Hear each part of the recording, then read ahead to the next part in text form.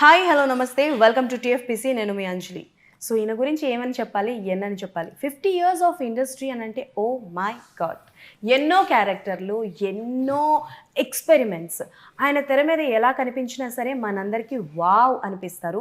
And మన ఇండస్ట్రీలో experiments కూడా చేసింది ఈయననే అని చెప్పాలి.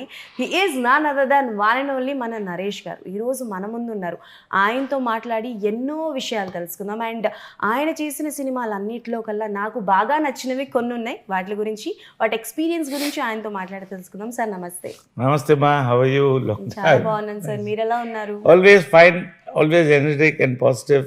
First of all congratulations. Thank you. So 50 years of journey. So ఈ 50 yearsలోని ఎన్నో అప్స్ అండ్ డౌన్స్ చూసుంటారు కదా సార్. సో మీరు బాగా డౌన్ అయిన సిచ్యువేషన్ ఏంటి, బాగా అప్ ఫీల్ అయిన సిచ్యువేషన్ ఏంటి? అంటే అప్స్ అండ్ డౌన్స్ నాకు ఎప్పుడు ఎక్కువ ఉంటాయి, బికాస్ నేను కొన్ని బోర్డ్ డెసిషన్స్ తీసుకుంటున్నాను, అగ్రెసివ్గా వెళుతుంటారు. But today I'm 60, I want to cool down a bit. వీలైనంత వరకు నన్ను కూల్ డౌన్ అవనిస్తే అవుతారు. కాబట్టి నేను అఫ్కోర్స్ 4 స్తంభాల తర్వాత సక్సెస్ కొంత చూశాను, అప్ అండ్ డౌన్ చూశాను. చిత్రం జంబలగడ్డ పంపకి పీక్గా వెళ్ళాను నా కెరియర్లో. ఆ తర్వాత ఒక మోనోటానీ స్టార్ట్ అయింది. ఆ మోనోటానీ బ్రేక్ చేయడానికి కొంత radical decisions to go to politics అవన్నీ తీసుకున్నాం. పాలిటిక్స్లో డబ్బులు సంపాదించే ధైర్యం నాకు లేదు, ఆశలు లేదు. సో బిజినెస్లు పెట్టాను, పోగొట్టుకున్నాను. ఇటు ఫిలిమ్స్కి దూరం అయ్యాను, అటు పాలిటిక్స్కి దూరం అయ్యాను. ఒక రోజున ఎక్కడున్నాను నాకు అర్థం కాని పరిస్థితి ఉంది. చాలా డిప్రెషన్ అంటే ఎలా ఉంటుందో చూశాను నేను. But very short time even suicidal thoughts కూడా వచ్చాయి. బట్ ఇవన్నీ కూడా నన్ను ప్రొపెల్ చేసేవి. మళ్ళీ అదే పాజిటివ్ యాటిట్యూడ్ అంటాం. Go in to the people. నా టైం వేస్ట్ చేయలేదు. 10 ఏళ్ళు డ్రింక్స్, డ్రగ్స్ ఇది పోలా. వెంట into politics.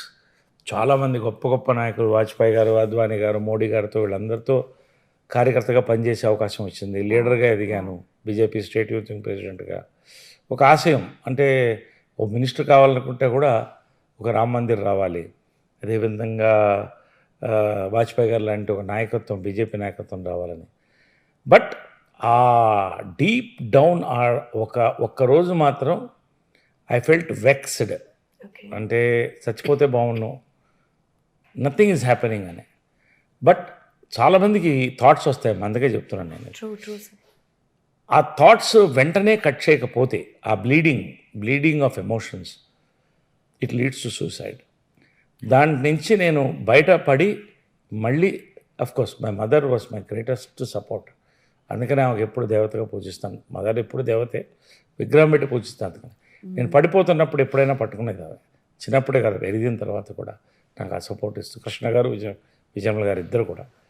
So that was my deepest thing. అప్పుడే మళ్ళీ సినిమాలోకి రావాలనిపించింది, సెకండ్ ఇన్నింగ్స్ స్టార్ట్ చేయాలనిపించింది. అవి అవిగా వచ్చాయి, నేను ఎక్కడ ఎత్తుక్కోలేదు. చంద్రవంశం సినిమాలో మళ్ళీ ఒక హీరోగా చేశాను.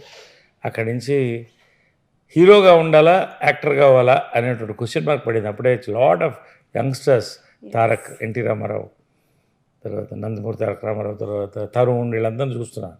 I took a right decision to come back as an actor. So that paid off. Today I'm facing a beautiful 50 years వెనక్కి చూసుకుంటే.